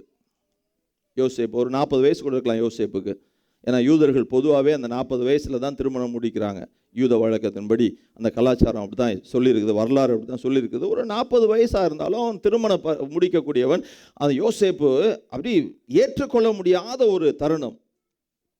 இன்னும் சொல்லப்போனால் திருமணம் முடிக்க போகிறேன், மனைவியோட ரொம்ப மகிழ்ச்சியாக ஒரு குடும்ப வாழ்க்கைக்குள்ளே கடந்து போக போகிறேன், இது மாதிரி பல கற்பனைகள் அவனுக்கு இருந்திருக்கும். அந்த கற்பனைகளை சுமந்தவனுக்கு அந்த சுமந்து மகிழ்ச்சியோடு கடந்து போகணுன்னு அந்த சிந்தித்து கொண்டு இருக்கும் இடி விழுந்தது மாதிரி தான் இருந்திருக்கும் அந்த நேரத்தில். சோத்திரம். இன்னும் சொல்லப்போனால் யோசேப்போட குடும்பத்திற்கு அது ஒரு அவமானமாக இருக்கும். இப்படிப்பட்ட சூழ்நிலை, ரொம்ப நெருக்கமான உடைக்கப்பட்ட சூழ்நிலையில் தான் நான் யோசிச்சு பார்த்தேன். தேவ சித்தம் நிறைவேற்றிய உத்தம புருஷன், சித்தம் நிறைவேற்றிய உத்தம புருஷன். நீங்களும் நானும் எப்படி இருக்கோம்னா, தேவ சித்தத்தை நிறைவேற்றக்கூடியவர்களாக காணப்பட வேண்டும் என்று தான் அந்த கிறிஸ்மஸ் நாளில் தேவன் விரும்புகிறார். ஆமென் சொல்ல முடியும். நான் இன்னும் சொல்ல போனால், இங்கே இருக்கிற ஒவ்வொருவரும் தேவ சித்தம் இல்லாமல் இந்த தேவ சமூகத்துக்கு கடந்து வரல. அதாவது சபை கடந்து வரலன்னு சொல்லல, தேவ சமூகத்துக்குள்ளே கடந்து வரல. ஹல்லேலூயா. தேவ சித்தம் இல்லாமல் தேவனை சொந்த ரட்சகராக யாரும் ஏற்றுக்கொள்ளவில்லை. சோத்திரம். தேவனை சொந்த ரட்சகராக ஏற்றுக்கொண்ட நாம் ஒவ்வொரு மீதும் தேவனுக்கு சித்தம் இருக்கு. எத்தனை பேர் ஆமென்னு சொல்ல முடியும்? சும்மா வந்துட்டு போக ஏதோ நானும் 10ஓடு 11 இல்லை. ஏன் சொல்கிறேன் அப்படின்னாக்க, நம்ம பிரதர்ஸ் எல்லாம் அன்றைக்கி ஸ்கிட்டு போட்டாங்க. அவங்க எவ்வளோ நேரம் ப்ராக்டிஸ் பண்ணியிருப்பாங்கன்னா, ஒரு 45 நிமிஷத்துக்கு மேலே ப்ராக்டிஸ் பண்ணியிருக்க மாட்டாங்கன்னு நினைக்கிறேன். 45 மினிட்ஸ்க்கு மேலே ப்ராக்டிஸ் பண்ணியிருக்க மாட்டாங்க. ரியலி அந்த 45 மினிட்ஸ் ப்ராக்டிஸ்லேயே தே டிட் ஒண்டர்ஃபுல்லி. அப்போ சும்மா ஏதோ வந்தோம் போனோன்னு இருக்கக்கூடாது, அதுக்காக வேண்டி ஓடி சாடி ஏதாவது செஞ்சிடக்கூடாது. We have to pray to God, seek the Lord to get the will on us. ஆண்டவரை நோக்கி பார்க்கணும், நான் என்ன செய்வதற்காக என்னை தெரிந்து கொண்டீர்கள். சோத்திரம். ஹல்லேலூயா. ஒவ்வொரு இந்த கிறிஸ்மஸ் நாளில் பிறக்கணும். சும்மா ஒரு கிறிஸ்துவன் ஆயிட்டோம் அப்படின்னா ஏதோ கிறிஸ்துவன் ஆயிட்டோன்னு இருக்கக்கூடாது. என் மேலே உங்கள் சித்தம் என்ன ஆண்டவரை வைத்திருக்கிறீர்கள். ஹல்லேலூயா. சரி, இந்த தேசத்தில் வந்து என்னை வந்து உண்மை அப்படி சத்தியத்தில் உண்மையில் ஆராதிப்பதற்கு கொண்டு வந்திருக்கீங்க, இங்கேயும் என்ன சித்தம்? சரி, இந்த தேசத்திலே நான் இருக்க முடியாது, பெர்மனன்ட் ரெசிடென்சி எனக்கு கிடையாது. I have to go back my country. என்னோட தேசத்துக்கு போகணும், வேற எங்கேயாவது போகணும். அப்போ நான் எங்கே போனாலும் என் மேலான உங்களுடைய சித்தம் என்ன, அதை நிறைவேற்ற நான் என்னை ஒப்பு கொடுக்கிறேன். ஹல்லேலூயா, ஹல்லேலூயா. அப்போ அந்த ஒரு எண்ணம், அந்த ஒரு சிந்தனை நமக்குள்ள பிறக்க வேண்டும் கிறிஸ்து பிறந்த நாளில். ஹல்லேலூயா. அப்போ யோசேப்பானவன் ரொம்ப நேர்த்தியா தேவனுடைய சித்தத்தை அறிந்து கொண்டார். ஆனால் அதே சமயத்தில் ஒரு 3 காரியங்களை சொல்ல போகிறேன். அந்த நேர்த்தியாக அறிந்து கொள்வதற்கு அவர் என்ன செய்தார் அப்படின்னு. ஒன்று, அவர் நீதியாக செயல்பட்டார். ஹல்லேலூயா. முதலாவது எப்படி செயல்பட்டார்னா, எப்படி அப்படின்னாக்கா வாசிக்கலாம். 19வது வசனம். அவள் புருஷனாய் யோசேப்பு நீதிமானாயிருந்து அவளை அவமானப்படுத்த மனதில்லாமல் ரகசியமாய் அவளை தள்ளிவிட யோசனையாக இருந்தான். முதலாவது என்னன்னா, நாம் தேவனாலே ரட்சிக்கப்பட்ட நீதிமான்களாக இருக்கிறோம். இலவசமாய் கிருபையினால் நாம் ஒவ்வொருவரும் என்ன பார்க்கப்பட்டிருக்கிறோம்? நீதிமான்களாக்கப்பட்டு இருக்கிறோம். சோத்திரம். ஹல்லேலூயா. அப்போ நம்ம நீதிமான்கள் ஆக்கப்பட்டிருந்தாலும் நம்ம நீதியாய் நடக்கிறோமா, இல்லை நீதியாக செயல்படுகிறோமா ஒவ்வொரு காரியத்திலும்? இன்னைக்கு இயேசு பிறந்தார் அப்படின்னு சொல்லி ஒரு நாளை குறித்து வச்சுட்டாங்க, ரைட்டா? ஆனால் நிச்சயமாக இயேசு பிறந்தார், அந்த நாளில் தவறு இருக்கலாம். ஆனால் நாட்களை ஆசரிக்கிறவன் யாருக்கென்று ஆசரிக்க கடவன்? கர்த்தருக்கென்று ஆசரிக்க கடவன். இந்த நாளில் நம்ம தேவன் பிறந்தார் என்பதை விசுவாசித்து இந்த நாளில் நம்ம என்ன செய்யறோம்னா அந்த காரியத்தை பிரஸ்தாவப்படுத்துகிறோம். சோத்திரம். அப்போ இந்த நாளில் நம்ம ஒரு முடிவு எடுக்கணும். நான் யோசேப்பு போல நீதியாய் செயல்பட வேண்டும். அல்லேலூயா. யோசேப்பு எப்படி நீதியாய் செயல்பட்டாரு? நியாயப்பிரமாணத்தின் யோசேப்பு கையில் அன்னைக்கு என்ன இல்லை? புதிய ஏற்பாடு இல்லை, பழைய ஏற்பாடு மட்டும்தான் வைத்திருக்கிறார். ஆகமங்கள், அந்த தீர்க்க தரிசன புஸ்தகங்கள், அப்புறம் அந்த பாடல்கள், இதெல்லாம் கையில் வச்சிருக்கிறார். வரலாற்று புஸ்தகங்கள் இதுதான் அவர் கையில் இருக்குது. ஆனால் அந்த பழைய ஏற்பாட்டை கையில் வச்சிருக்கிற யோசேப்பு எப்படி இருந்தாராம்? நீதிமானாய் இருந்தார். அல்லேலூயா. இன்னைக்கு புதிய ஏற்பாட்டில் பவுலின் மூலமாக ஆவியானவர் ஆலோசனை கொடுத்து நமக்கு அற்புதமான ஒரு கம்ப்ளீட்டட் புக்கை கொடுத்துருக்கிறாரு. நாம் இன்னைக்கு கிறிஸ்து பிறந்தார். அப்போ கிறிஸ்து பிறந்தார் அப்படின்னா நம்ம ஒவ்வொருக்குள்ளையும் பிறந்திருக்கிறார் அப்படின்னா நம்ம எப்படியா இருக்கணும்? புது சிருஷ்டியாக நாம் இருக்க வேண்டும். சோத்திரம். அல்லேலூயா. அப்போ புது சிருஷ்டி எப்படிப்பட்டது? நீதிமானாக்கப்பட்டது. சோத்திரம். பழைய சிருஷ்டியை பழசு ஒளிந்து போய்விட்டது, எல்லாம் சகலமும் புதிதானது. அப்போ கிருபையால், இலவசமாய் கிருபையால் நீங்கள் நானும் என்ன ஆக்கப்பட்டிருக்கிறோம்? நீதிமானாக்கப்பட்டிருக்கிறோம். தட் மீன்ஸ் முன்னாடி அநீதிமானா இருந்தோம், அப்படிதான் நினைக்கிறேன், அக்கிரமக்காரராக இருந்தோம். இந்த எல்லாம் மாற்றிட்டு நீ நீதிமான் என்று நமக்கு என்ன சொல்லியிருக்காரு? ஆண்டவர் ஒரு பெயரை கொடுத்திருக்கிறார், இல்லையா? அப்போ சகோதரிகள்லாம் சொல்லக்கூடாது இது புருஷர்களுக்கு தானே சொல்லியிருக்கு நீதிமான் அப்படின்னு. அப்போ எங்களை அப்படி எப்படி சொல்றீங்க அப்படின்னு நீங்கள் நீதிமானி அப்படின்னு போட்டுக்கோங்க. அப்போ அவன் எப்படி நீதியாக செயல்பட்டான்? ஒன்று நியாயப்பிரமாணத்தின்படி கல்லெறிஞ்சு கொள்ளலாம். யாரை? விபச்சாரத்தில் கண்டுபிடிக்க. ஏன்னா இந்த கற்பமானது அவனுக்கு புரியலை யோசேப்புக்கு. இது எப்படி நடந்திருக்கும்? அவருக்கு என்ன யாராலோ ஒரு கற்பம் உண்டாகி விட்டது. அப்போ ஒன்று அங்கே போய் சொல்லி மூப்பர்கள் அங்கே கோர்ட்டில் போய் சொல்லி நீங்கள் சொல்லி அந்த செனகரிப் சங்கத்திலாம் சொல்லி ஆசாரியன்ட்டு போய் சொல்லி இவங்களை என்ன செஞ்சிருக்கலாம்? கல்லெறிந்து கொன்று இருக்கலாம். இல்லாட்டி மோசை நியாயப்பிரமாணத்தின்படி இவளை தகாத முறையில் விபச்சார கூட்டத்தை செய்திருக்கிறா. அப்போ இவளை என்ன செய்யணும்? நான் விவாகரத்து பண்ண போகிறேன். ரெண்டையும் வெளிப்படையாக தான் செஞ்சுருக்கணும் அவன். ஆனால் அவர் செய்கிறாரு, ரகசியமாய் அவளை தள்ளிவிட. அல்லேலூயா. அப்போ என்னன்னா யோசேப்போட சிந்தனையில் ஏன் ரகசியமாய் தள்ளிவிட யோசனை பண்ணி கொண்டு இருக்கிறாராம். அப்போ அங்கே தூதன் பேசுகிறார், இப்படி சிந்திச்சு கொண்டிருக்கிறார் யோசேப்பு, ரகசியமாக தள்ளி விட்டலாம். இதில் எப்படின்னாக்க ரெண்டையுமே நிறைவேற்றுகிறார். அவளை ரகசியமாய் தள்ளி விட்டனா நியாயப்பிரமாணத்தை செய்து முடித்தாயிடுச்சு. கர்த்தருடைய கட்டளைப்படி அவர் செஞ்சிட்டார்.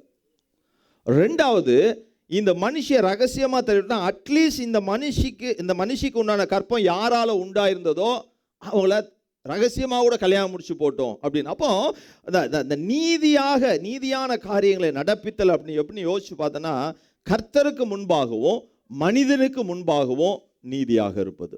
ஹல்லேலூயா. Right standing before God and the mankind. ஹல்லேலூயா.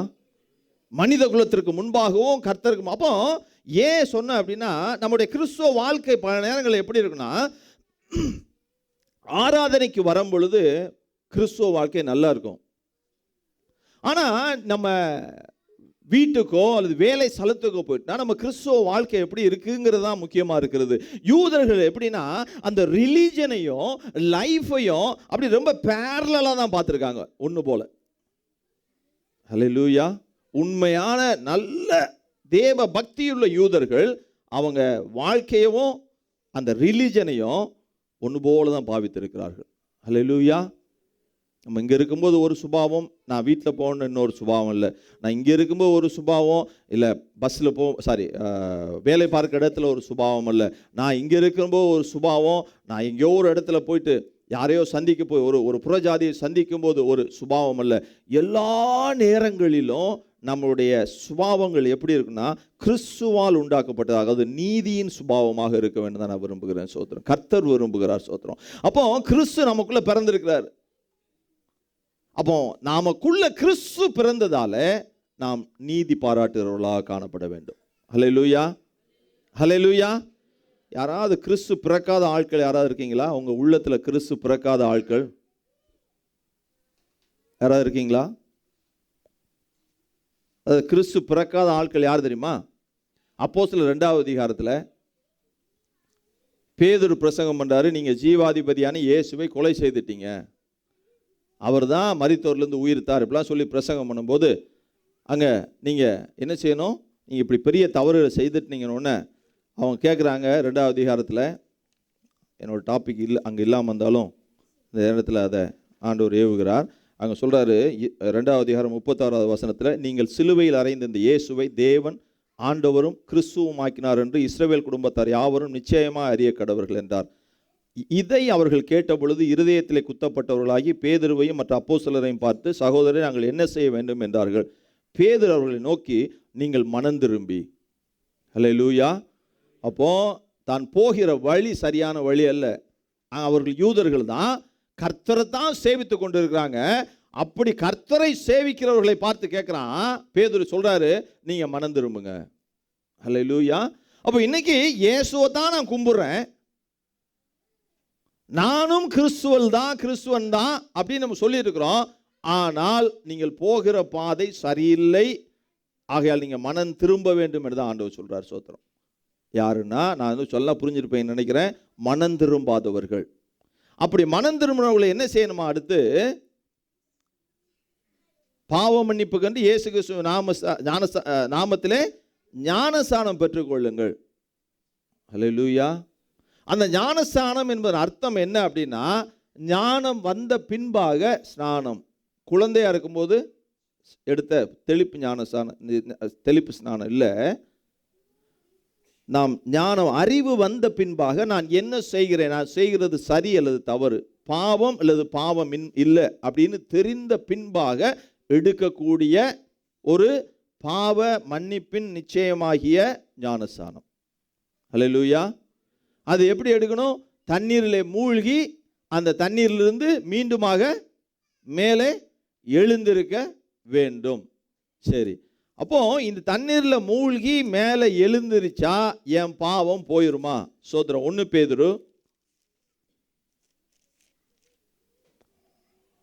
பேதுரு 3வது அதிகாரம்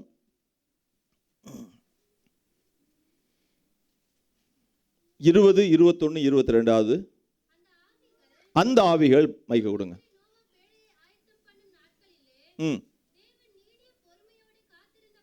ம் ம் ம் ம் ம் ம் ம் ம் ம் ம் போதுமா? தேங்க்யூ. பாருங்க, அன்னைக்கு கிறிஸ்மஸ் அந்த ப்ரோக்ராமில் நோவாவை பற்றியான ஒரு ஸ்கிட்டு போட்டோம். அதில் என்ன நடந்ததுன்னா, நோவாட்ட ஆண்டவர் சொல்லிட்டார் மழை பெய்ய போகுது. மழை எப்படி இருக்குன்னு நோவாவுக்கு தெரியாது. ஆனால் நோவா ஆண்டவர் சொன்னது அப்படியே விசுவாசித்து, மழை வருது, அதுக்கு நான் என்ன செய்ய, அதில் மழை அந்த தண்ணீர் நிரம்பி அந்த வெள்ளத்தால் உலகத்தை அழிக்க போகிறேன் அப்படின்னோடனே நோவாவுக்கு ஒரு ஐடியா கொடுக்குறாரு. நீ ஒரு கப்பலை செய், பேழை செய். அந்த பேழைக்குள்ளே நீங்கள் இருந்தீங்கன்னா நீயும் உன் குடும்பமும் காக்கப்படும். அது மட்டுமல்ல, மனம் திரும்பி யாரெல்லாம் பேழைக்குள்ளே வந்துடுறாங்களோ அவர்களும் காக்கப்படுவார்கள். அல்லேலூயா. அன்னைக்கு யாரும் மனம் திரும்பலை. அங்கே நோவா சொல்லிக்கிட்டே இருக்கிறாரு. அவர் எத்தனை நாட்கள் அந்த எடுத்ததோ அந்த பேழையை செய்வதற்கு, அத்தனை நாட்களும் அவர் செய்கிறத பார்த்து ஜனங்கள் கேட்கும் பொழுது அவரும் ஒரு குடும்பமும் அதை குறித்து சொல்லி, மழை வரப்போகுது, அழிவு வரப்போகுது, யாரெல்லாம் மனம் திரும்பி உங்களுடைய பொல்லாத வழிகளை விட்டு விடுகிறீர்களோ அவர்களெல்லாம் பேழைக்குள்ளே வந்துட்டீங்கன்னா நீங்கள் தப்பித்துக் கொள்வீர்கள் என்று சொல்கிறாரு. கேட்கவே இல்லை. அதே மாதிரி தான் இன்னைக்கும் நீங்கள் சரியான பாதையிலே நீங்கள் பிரவேசிக்கவில்லை, சரியானதை செய்யலைன்னு சொல்லி எங்களை மாதிரி ஆட்கள் என்ன செஞ்சுட்டு இருக்கிறோம்? சொல்லி கொண்டு இருக்கிறோம். அப்போ அழிவு வரப்போவது மிக சமீபமாக இருக்கிறது. சொன்னாங்க, எப்படா மழை வரும் நோவா காலத்தில், எப்படா வெள்ளம் வரும்? ஏன்னா மழை தண்ணி என்ன வெள்ளம்னா என்னன்னே தெரியாது. ஆனால் அதே போல தான் இன்னைக்கும் உலகத்தின் முடிவு மிக சமீபமாக இருக்கிறது. ஆமேன்னு சொல்ல முடியுமா? என்னடா கிறிஸ்மஸில் வந்து இதை பிரசங்கம் பண்ணுறாங்களே, இயேசு பிறக்கலாட்டி கிறிஸ்மஸே வேஸ்ட்டு. எங்கே? உலகத்தில் இல்லை, நம்ம மனசில். ஹல்லேலூயா, ஹல்லேலூயா. நான் ஒரு 10,000 திராம் செலவு பண்ணிட்டோம் இந்த ஒரு ப்ரோக்ராம் நடக்கிறது, நான் கொடுக்குறேன்னு வச்சுக்கிடுவோம்.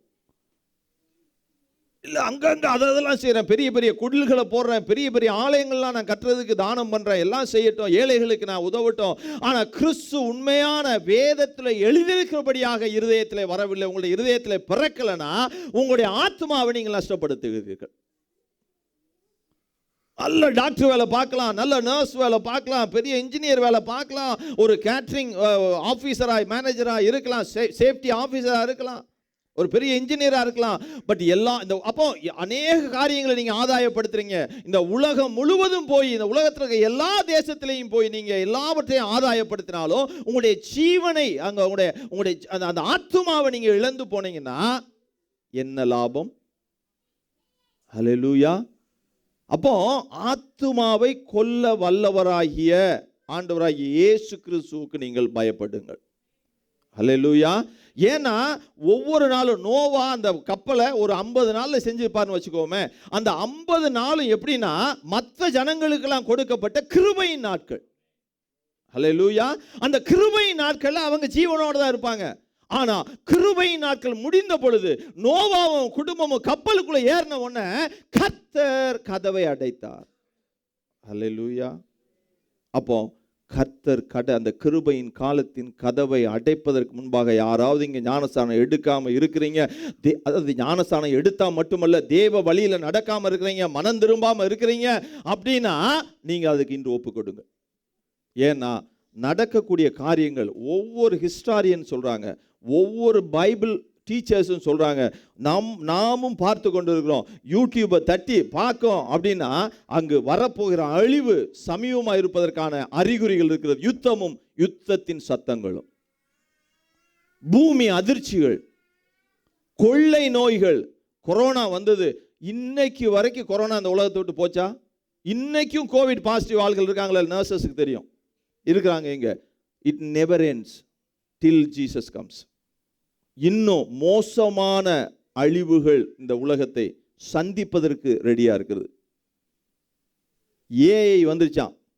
அன்னைக்கு என் மனைவி கூட சொன்னா, உங்க சகோதரி ஏஐ அப்படின்னாங்க. நீ ஏஐ சொல், நான் என் பையன்ட்ட ஏஐயை பத்தி பேசியிருக்கேன், நீ ஏஐ சொல்றியா இல்லை ஏஐங்கிறியா அப்படின்னு. ரைட்டா? ஏஐ சொல்றான் 2030லயோ 35க்குள்ளேயோ 30ல நினைக்கிறேன், பெண்களுக்கு ஆண்கள் தேவையில்லையா, மன்னித்துக்கொள்ளணும், ரோபோட்டிக்ஸ் வேர்ல்டு ஆயிரும். கவனமாக இருக்கும். இன்னும் சொல்ல போனா இன்னொரு ஃபோன் வருது, டெஸ்லா ஃபோன், டெஸ்லா கார் 1200 திராமா. நான் ஏன் சொல்ல வரேன்னா, அதுக்கு வந்து நீங்கள் நெட் ரீசார்ஜ்லாம் பண்ண வேண்டாம், உங்களுக்கு இன்டர்நெட் டைரக்டாக சேட்டலைட் இருந்து கிடைக்குது. நான் யோசிச்சு பார்த்தேன், எல்லாத்தையும் கொண்டு வந்து அவன் நம்மளை எல்லாரையும் ட்ராப் பண்ணி வச்சுருவான். அப்படியே ஒரு இடத்துல ஒருத்தன் உட்காந்துக்கிட்டு, வரப்போகிற அந்த அந்தி கிறிஸ்துவான உட்காந்துக்கிட்டு நம்ம எல்லாத்தையும் மானிட்டர் பண்ணிடுவான். பைபிள் எழுதியிருக்கா இல்லையா? எச்சரிக்கையாக இருங்கள். பரலோகம் போகிறதுக்கான டிக்கெட் ஆகிய மனம் திரும்புதலோடு கூட ஞானஸ்தானம் டிக்கெட்டை வாங்கி வச்சுக்கோங்க. கர்த்தரோடு உடன்படிக்கை பண்ணுங்க. யாராவது இன்னைக்கு இருந்தீங்கன்னா, எங்கள் தம்பிமார் எல்லாம் எல்டர்ஸ்லாம் இருக்காங்க, சிஸ்டர்ஸ்லாம் இருக்காங்க, அவங்ககிட்ட கேட்டிங்கன்னா உங்களுக்கு சரியான வழிநடத்தலை கொடுப்பாங்க. நாங்கள் 31 தம்பியெல்லாம் சொல்லலை, ஜாண்டி கசினும் ஜாண்டியோட மாப்பிள்ளையா மச்சானா மாப்பிள்ளையும் அவங்க ஒய்ஃபு மெர்லினும் நேற்று ஞானஸ்தானத்துக்கு அவங்களா கேட்டு நேற்று ஞானஸ்தானத்துக்கு பேசும்போது ஒப்பு கொடுத்துருக்காங்க. 31 எங்கள் வாய்ப்பு கிடைச்சா காலை நேரத்தில் அந்த ஞானஸ்தானத்தை வைக்கலான்னு இருக்கோம். யாராவது எடுக்கன்னா எங்கள் தம்பிமார் எல்டர்ஸ் எல்லாத்தையும் பேர் கொடுத்துருங்க, ஞானஸ்தானம் எடுங்க. ஞானஸ்தானம் எடுத்து சும்மா இப்போ பைபிளை கக்கத்தில் வச்சு போகாதீங்க, நல்லா அதை படித்து கிறிஸ்துவுக்கு பின்பாக நடப்பதற்கு உங்களை ஆயத்தப்படுத்தி வைத்துக் கொள்ளுங்கள். ஹல்லேலூயா. அப்போ அங்கே சொல்கிறாரு, அந்த அந்த அந்த சொல்லியிருக்குது, அந்த தண்ணியில் மூழ்கி எழுந்திருக்கிறோம் அப்படின்னா நமக்கு வந்து என்ன, அது மாம்சத்தில் அழுக்க கூட கழுவாது.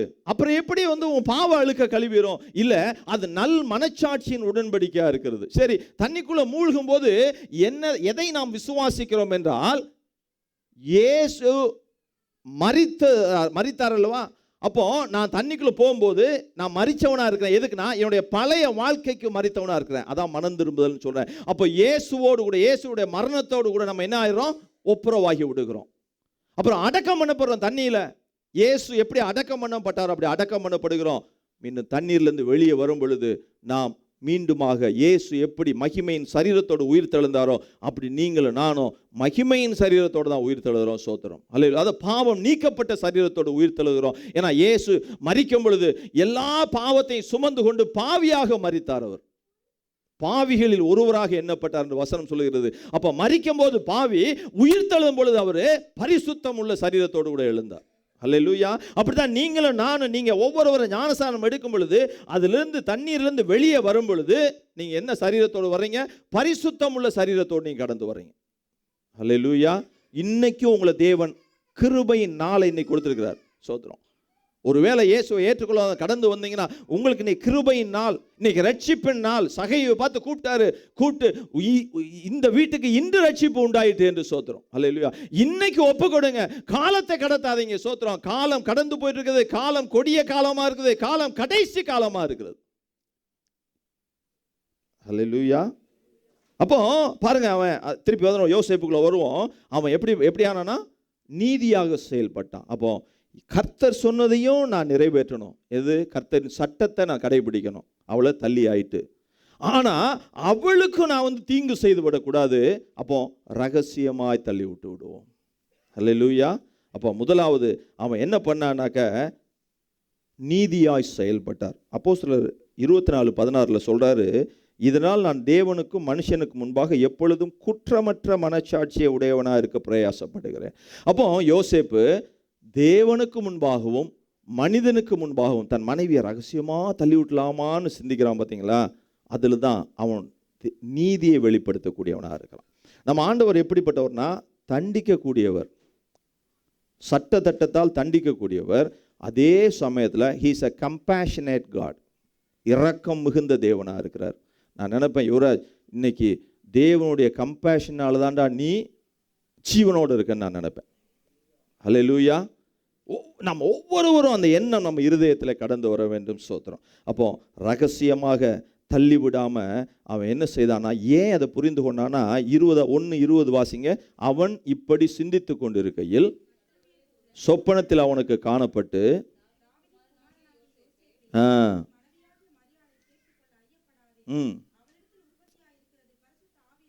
நம்ம சொல்லுவோம், கர்த்தர் பேச புரியவே மாட்டேங்குங்க.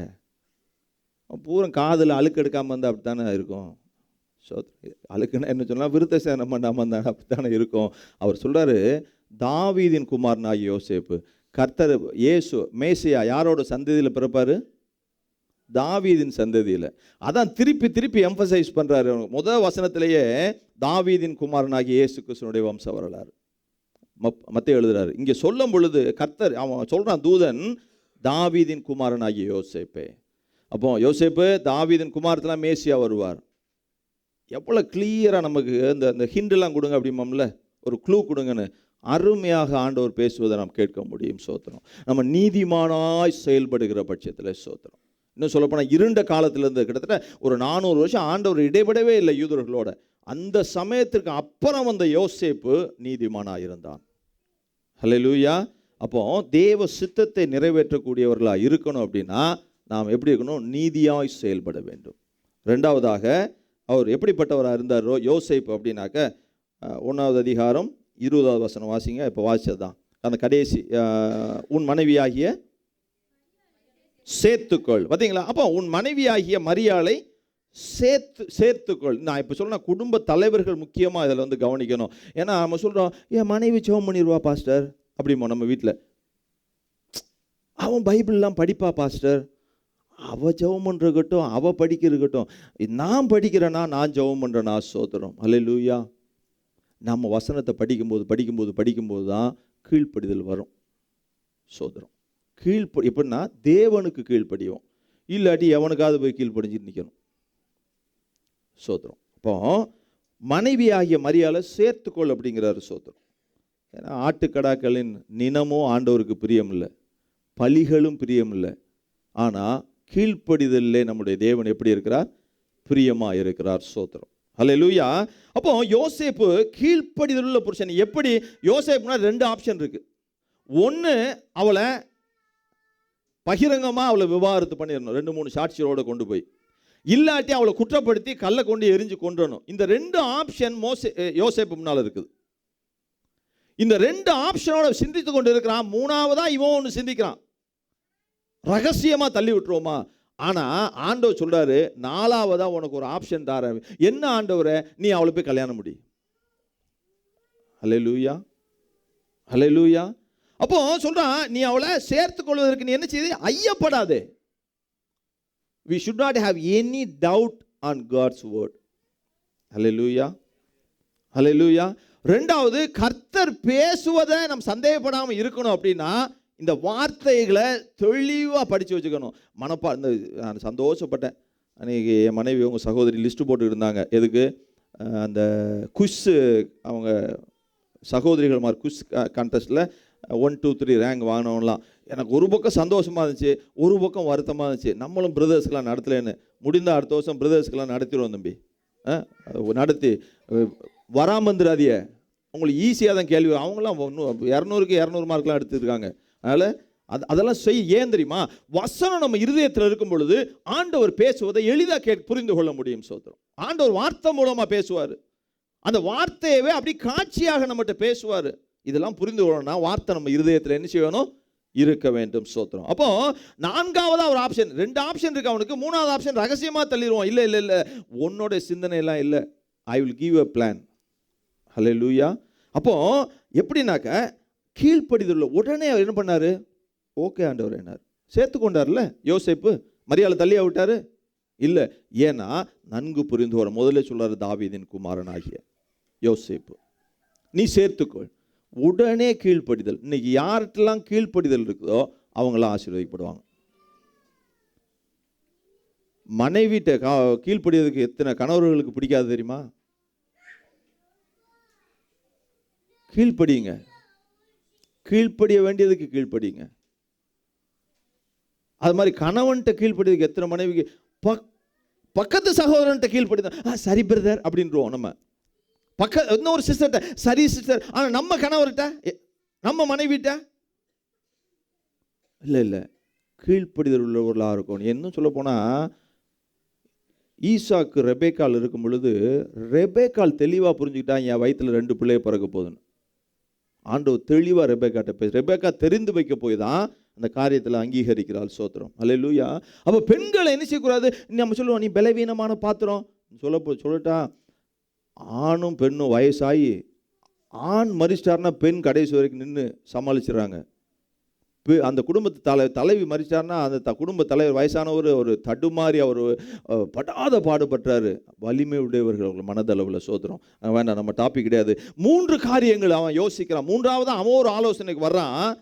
4ஆவது ஆண்டவர் கொடுக்குறாரு. அப்போ நம்ம வாழ்க்கையில் தேவ சித்தம் நிறைவேறுவதற்கு தேவன் சொல்வதற்கு கீழ்ப்படிய வேண்டும். சோத்திரம். மனுஷன் சொல்வதற்கு கீழ்ப்படியக்கூடாது. உங்கள் சூழ்நிலையை பார்த்து நான் சொல்லிடுவேன் உங்கள்கிட்ட, உங்களுக்கு இது இது இப்படி செய்யுங்கன்னு. இல்லை இல்லை, நீங்கள் அப்புறம் போய் ஜெபம் பண்ணணும். ஆண்டவரே நான் என்ன செய்ய சித்தமாக இருக்கிறேன். பவுல் சொல்கிறாரு, நான் என்ன செய்ய சித்தமாக இருக்கிறேன். கர்த்தருடைய சித்தம் நிறைவேற வேண்டுமானால் 2வது கர்த்தருடைய சத்தத்திற்கு கீழ்ப்படிதல் உள்ள யோசேப்பை போல நீங்கள் செயல்பட வேண்டும். ஹல்லேலூயா, ஹல்லேலூயா. ஏன்னா உங்கள் மேலே சித்தம் இருக்குல்ல. இந்த கிறிஸ்து பிறந்த நாளில் உங்களுக்குள்ள கீழ்ப்படிதல் பிறக்கட்டும். முதல்ல நீதி செய்தல் பிறக்கட்டும், இப்போ கீழ்ப்படிதல் பிறக்கட்டும். 4ஆவதாக அவர் என்ன பண்ணார்னா, தேவன் சொன்னதை செய்தார். இன்னும் சொல்ல போனால் தேவ சத்தத்திற்கு செவி கொடுத்தார். சொன்னதை செய்தார்னு இருக்குது. என்ன ஆயிடுச்சு? இந்த குழந்தை பிறந்துச்சு.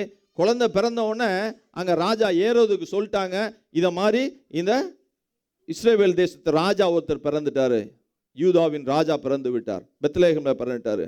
இவனுக்கு உடனே பயம். சோத்திரம். அல்லேலூயா. உடனே சொல்லிட்டாங்க, 2 வயசு ஆண் பிள்ளையெல்லாம் காலி பண்ணிடு. உடனே ஆண்டவர் வர்றாரு. 2வது அதிகாரம், மத்தேயு 2வது அதிகாரம் 13வது வசனத்தில், அவர்கள் போன பின்பு கர்த்தருடைய தூதன் சொப்பனத்தில் யோசேப்பு காணப்பட்டு, ஏரோது பிள்ளையை கொலை செய்ய தேடுவான், ஆதலால் நீ எழுந்து பிள்ளையும் அதன் தாயையும் கூட்டிக் கொண்டு எகிப்துக்கு ஓடி போய் நான் உனக்கு சொல்லும் வர. அப்போ எகிப்துக்கு நீ போயிரு. அல்லேலூயா.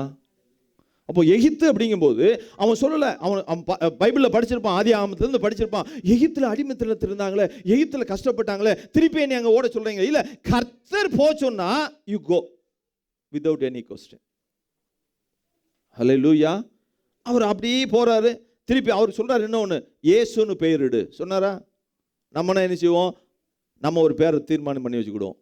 யாராவது ஆண்டவர் ஜெபம் பண்ணி பேர் போட்டிருக்கோமா? நான் என் பிள்ளைக்கு பேர் போடுறதுக்கு முன்னாடி அவன் ஆண்டவரை ஏற்றுக்கொள்வதுக்கு முன்னாடி அவன் பிறந்துட்டான், அதனால் ஒரு பேரை நாங்களாக வச்சுக்கிட்டோம். பாரதியார் பிறந்த ஊரில் அவன் பிறந்தனால இளைய பாரதின்னு வச்சிட்டோம். யாராவது முதல்ல ஜெபம் பண்ணி பேர் எடுக்கிறோமா? நம்ம ஒரு பேரை பார்ப்போம், யுவராஜ் போனா இபுனா அப்படின்னு வச்சுருவோம். அது இகுனான்னு ஒரு அனிமல் இருக்குது, அது மாதிரி அலைஞ்சிட்ருக்கோம். இப்போ அப்படி தான் இருக்குது பேர் டிசைன். எங்களால் சொல்ல முடியலை பேரெல்லாம். சோத்திரம். அவங்கள குறை சொல்லலை, நான் சொல்லுகிறேன். அப்படி ஜெபித்து நம்ம பேரிடக்கூடியவர்கள். அப்போ இயேசுன்னு பேரிடுன்னு சொல்கிறாரு. இயேசு மாறவே இல்லை. அவர் எகிப்துக்கு போயிட்டேன், எகிப்துலேருந்து வா என்னன்னே கேட்கல. ஸோ நான் என்னன்னா, ஆண்டவர் சொல்வதற்கு நான் முதலே சொன்னேன், சந்தேகப்படாதபடியாக அவர் சொன்னதை நாம் செய்ய வேண்டும். இல்லாட்டி வனாந்தத்திலே செத்து போயிருப்பாங்க. மாறாவில் யார்? இஸ்ரவேலர்கள். அந்த மரத்தை வெட்டி போடு, மரத்தை வெட்டி போட்டான். அது சொல்லக்கூட இல்லை, ஆண்டவர் காட்டியிருப்பார். மரத்தை வெட்டி போட்டால் என்ன நடக்குன்னு மோசேக்கு தெரிஞ்சதா என்னன்னு தெரியாது. வெட்டி போட்டான், தண்ணி மதுரமாகிடுச்சு. உங்களுக்கு மதுரமாகணும் உங்கள் வாழ்க்கை அப்படின்னா ஆண்டவர் சொன்னது அப்படியே செய்யணும். சோத்திரம். ஹல்லேலூயா. அப்போது கடந்த வருடம் கிறிஸ்மஸ் ஆராதித்தோம், இந்த வருடமும் ஆராதித்திருக்கிறோம். கடந்த வருடத்தில் உங்களுக்கு கசப்புகள் வந்திருக்கலாம், இழப்புகள் வந்திருக்கலாம், எவ்வளோ தோல்விகள் வந்திருக்கலாம். இந்த வருஷம் அவர் சொன்னதை நீங்கள் செய்யுங்கள், மாறா மதுரமாக இருக்கும். சோதரம். ஹல்லேலூயா. வர்றாரு, அவர் சொல்கிறான், போகிறான் எகிப்துக்கு, வானா வரான். பெரிய செய்தியெல்லாம் எடுக்கல, சிம்பிளான காரியம். நம்ம வாழ்க்கை, நம்ம இருதயத்தில் இயேசு பிறந்த நாளில் நாம் நீதியை செய்கிறவர்களாக காணப்பட வேண்டும். ரெண்டாவது, அவருடைய சத்தத்தை கேட்கிறவர்களாக காணப்பட வேண்டும். மூன்றாவது, அவர் சொன்னதை மட்டும் செய்யணும், அங்கேயும் கேள்வி கேட்கக்கூடாது. எப்படின்னா, ஆபிரகாம் சொல்லி போனார், ஆபிரகாம் கடந்து போனார். ஆபிரகாம் கடந்து போய் என்ன பண்ணார்? ஆசீர்வாதத்தை பெற்றுக்கொண்டார். யோனாவை போ அப்படின்னாரு. அவன் சொன்னான், ஆண்டவரே நான் இங்கு போவதை விட நான் அங்கு போகிறேன்னு. அவன் என்ன பண்ண, இன்னொரு கப்பலை பிடிச்சான். அவன் பிளான் போட்டான், மீன் வயிற்றுக்குள்ளே போயிட்டான். So if we plan, we have to suffer a bit. அவனுடைய சிக்ஷை உண்டு. If it is God's plan, everything will be perfect. இன்னும் சொல்லலாம், everything is a blessing. Hallelujah. அதனால் சுய முயற்சியில் ஒருவேளை நான் யோசிச்சு பார்த்தேன். ஏன் சொல்றேன்னா, யோசேப்பு இந்த இடத்துல தன் சொந்தமாக அந்த சிந்தித்து சொந்தமாக முடிவெடுத்து ஒரு தீர்மானம் பண்ணியிருந்தார்னா, இயேசு என்கிற இரட்சகர் பிறந்திருப்பாரு. ஆனால் அது அவமதிப்போடு கூட நடந்திருக்கும். சோத்திரம். ஹல்லேலூயா. அப்போ என்னன்னா, ஒரு அசிங்கமும் அங்கே நடந்திருக்கலாம். ஆனால் அவர் தேவ சித்தத்திற்கு, அதை தேவ சித்தத்தை புரிந்து கொண்டதால, தேவ சத்தத்தை தெளிவாக அறிந்து கொண்டதால, தேவன் சொன்னதை செய்ததால, நீதியாய் நடந்ததால, இயேசு என்கிற இரட்சகர் உங்களுக்காகவும் எனக்காகவும் பிறப்பதற்கு ஏதுவாக இருந்தது. ஹல்லேலூயா.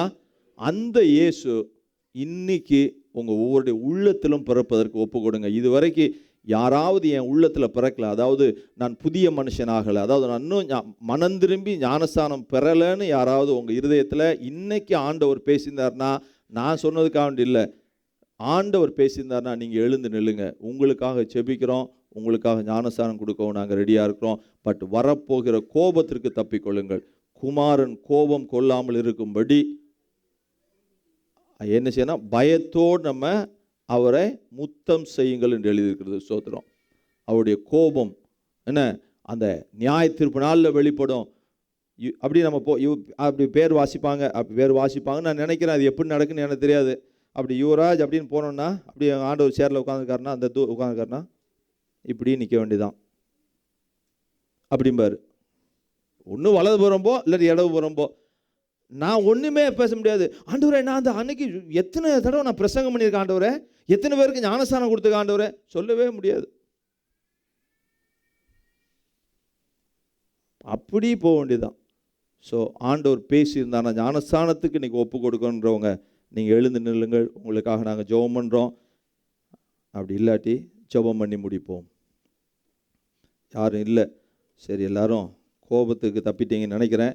தப்பாமல் இருக்கிறவங்க மனசாட்சியில் பேசியிருந்தேன்னா நாளைக்கு கூட வந்து எங்கிட்ட சொல்லுங்கள். கொஞ்சம் பேர் இருக்கிறீங்க ஆண்டவர் உணர்த்த. ஏன்னா நான் ப்ரிப்பேர் பண்ணது நான் வெளியே போவதற்கு ஆண்டவர் என்னை ஆவியானவர் என்னை லீட் பண்ணார். அப்படியே எந்திரிச்சு நில்லுங்க. சோதரம் அல்லேலூயா. கடைசி பாட்டு நீர் என்னை கொஞ்சம் ஸ்பீடாக போட்டுங்க. நீர் என்னை அப்படியா?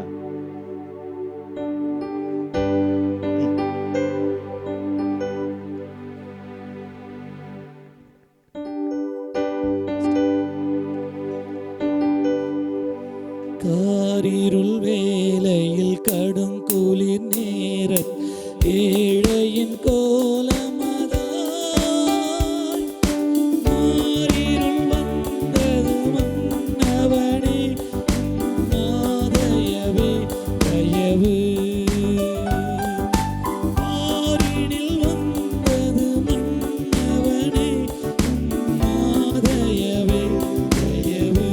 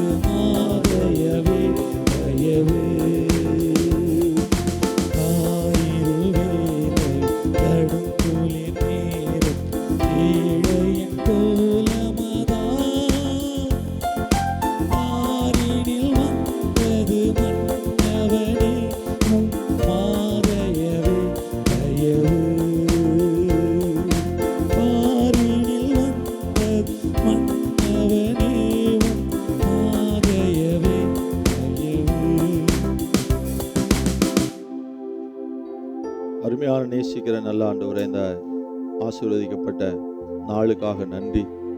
கர்த்தர் எங்களுக்காக இந்த உலகத்தில் மாம்சத்தில் வார்த்தையாக இருந்தவர் மாம்சத்தில் பிறந்தீர். எங்கள் பாவங்களை சுமந்தீர். எங்களுக்காக அந்த ஜீவ பாதையை திறந்தீர் ஆண்டவரே.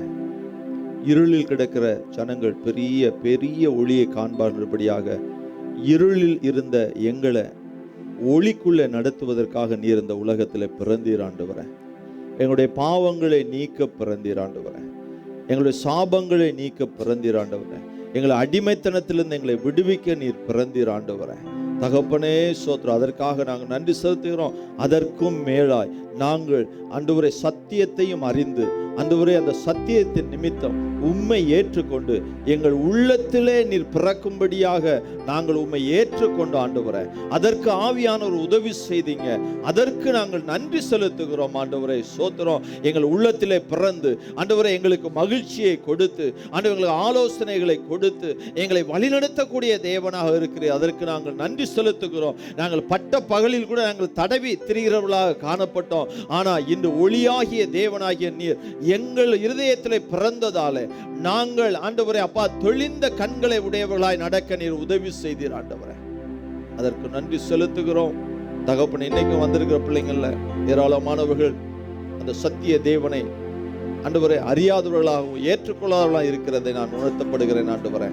அவர்களும் உம்முடைய வார்த்தைக்கு கீழ்ப்படிந்து இயேசு என்கிற இரட்சகர் அது உள்ளத்தில் பிறக்கும்படியாக அவருடைய பாவங்களை விட்டொழிந்து மனம் திரும்புதலுக்கான ஞானஸ்தானத்தை பெற்றுக்கொண்டு அவர்கள் பரலோக வாசியாய் வாழ தேவன் கிருபை தருவீராக.